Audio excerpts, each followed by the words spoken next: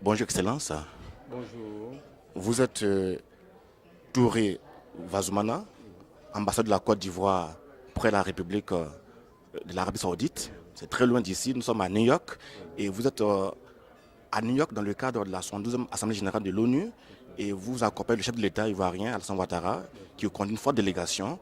Grosso modo, comment les choses se passent à New York? Je dirais que les choses se passent bien, conformément au programme de travail qui a été concocté, à savoir que l'ambassadeur que je suis en poste au Royaume d'Arabie Saoudite pour le compte de notre pays se doit d'assister Monsieur le ministre des Affaires étrangères, Son Excellence Marcel Lamotano, lui-même en mission dans la délégation du chef de l'État pour représenter notre pays. De façon plus précise, vous vous souvenez que le 10 et 11 juillet 2017 à Abidjan, la Côte d'Ivoire a abrité la 44e session du Conseil des ministres des Affaires étrangères de l'OCI. Donc, depuis cette date, et conformément aux règles de l'OCI, la Côte d'Ivoire assure la présidence pour un mandat d'une année, donc la présidence de ce Conseil.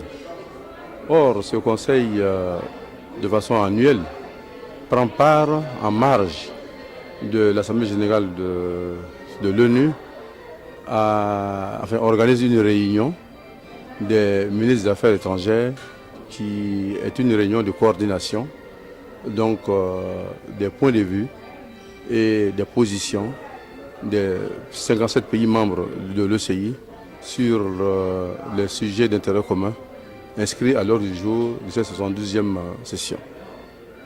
C'est ce qui explique que je prends part à la délégation du président de la République en tant qu'expert pour permettre à notre pays d'assurer la présidence donc, de cette importante réunion en notre qualité donc, de président du Conseil des ministres des Affaires étrangères de l'OCI. Je veux savoir le contenu de ces discussions qui ont eu lieu ici à New York. C'est des discussions sur les sujets, sur les grands défis du moment auxquels le monde entier en général et les pays membres de l'OCI en particulier sont confrontés. Il s'agit de la question du terrorisme, de l'extrémisme violent, il s'agit des problèmes de développement, de pauvreté, des problèmes auxquels sont confrontées certaines minorités dans certaines parties du monde. Au vu de l'actualité, vous voyez par exemple la situation des Rohingyas à Myanmar, en Birmanie, qui sont victimes d'un certain nombre d'actes et qui les poussent à l'exil et à l'apatridie. La question de la Palestine, qui est une question qui est au centre même de l'existence de l'OCI, puisque c'est cette question qui a été à l'origine de la création de l'OCI en 1969 à Rabat. Donc c'est une question qui est aussi d'actualité pour voir comment il faut faire en sorte que les résolutions de l'ONU qui visent la création de deux États indépendants qui cohabitent pacifiquement puissent voir le jour. Beaucoup de questions, comme j'ai dit, les grands défis du moment. C'est ceux-là que je cite. Vous êtes aussi également en poste, comme vous l'avez dit aussi, au Royaume d'Arabie Saoudite.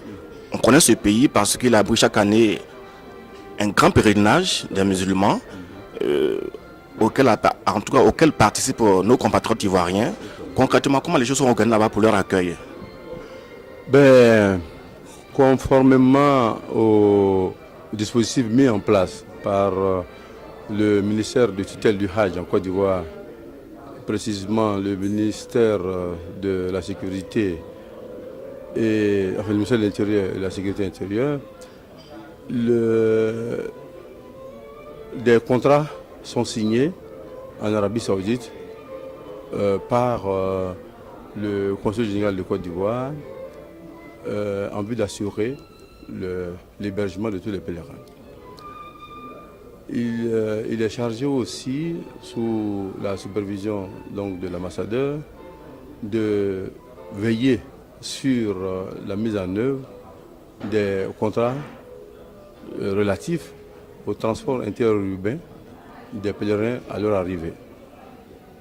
Et évidemment, de participer aussi à la supervision des opérations d'abord d'accueil à l'aéroport, d'hébergement, de transport urbain, mais surtout d'encadrement des 6 000 pèlerins qui constituent donc le contingent ivoirien chaque année au niveau des cultes de leur mouvement entre les villes saintes et aux différentes étapes cultuelles qui font véritablement le Hajj.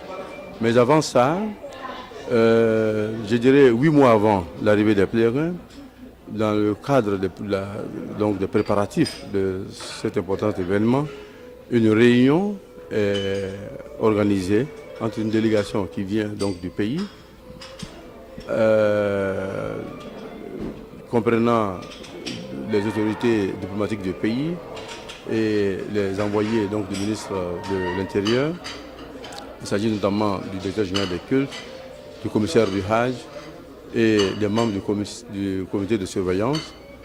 Donc pour prendre part à une réunion de préparation, de planification, de coordination et d'engagement de notre pays à l'application des règles et en tout cas de toutes les mesures prises par le pays hôte afin de faire en sorte que la participation des pèlerins ivoiriens se passe dans les meilleures conditions et dans l'intérêt des pèlerins. Donc, une convention sanctionne cette réunion, donc, qui est un engagement de notre pays, comme tous les autres pays qui participent à cette activité, pour donc faire en sorte que les pèlerins aient un séjour convenable. Au-delà des pèlerins, on a nos compatriotes ivoiriens qui résident en Arabie Saoudite. D'abord, ils sont combien et comment ils sont organisés là-bas concrètement? Comment ils se portent? Comment vont les Ivoiriens de l'Arabie Saoudite?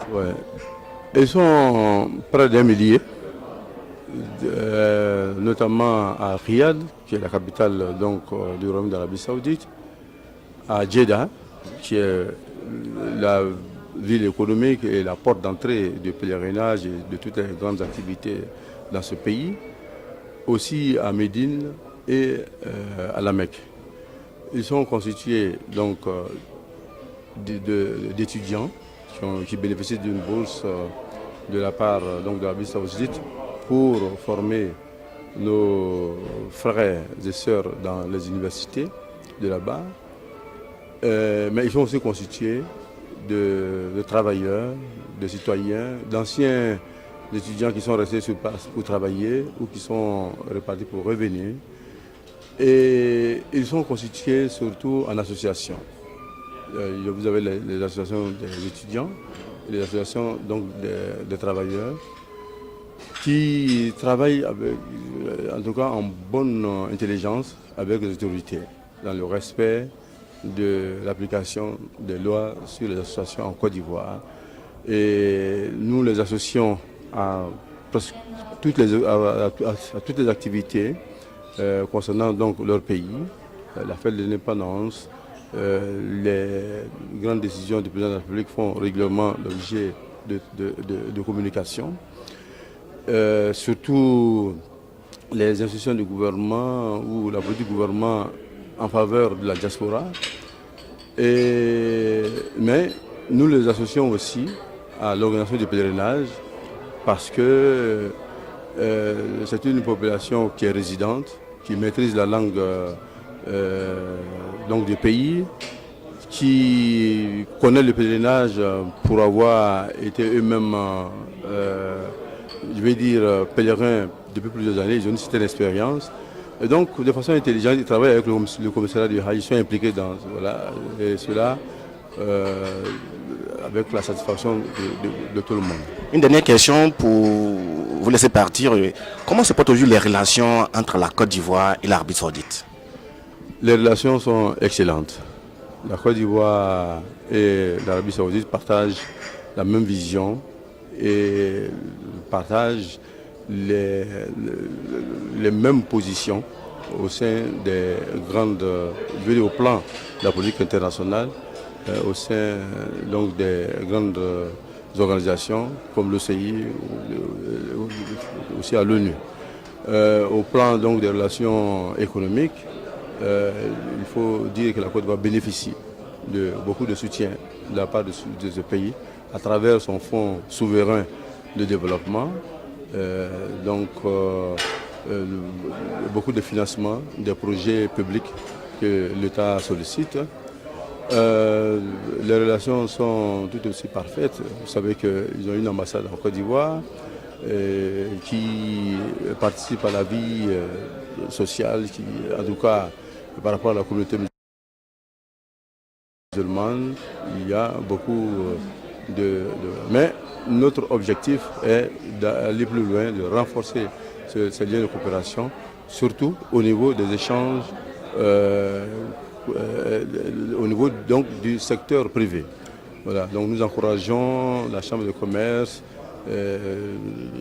les acteurs du secteur privé à venir en Arabie Saoudite, à développer leurs relations avec ce pays, parce qu'il y a beaucoup de potentialités, il y a beaucoup d'opportunités à saisir et qui sont hélas,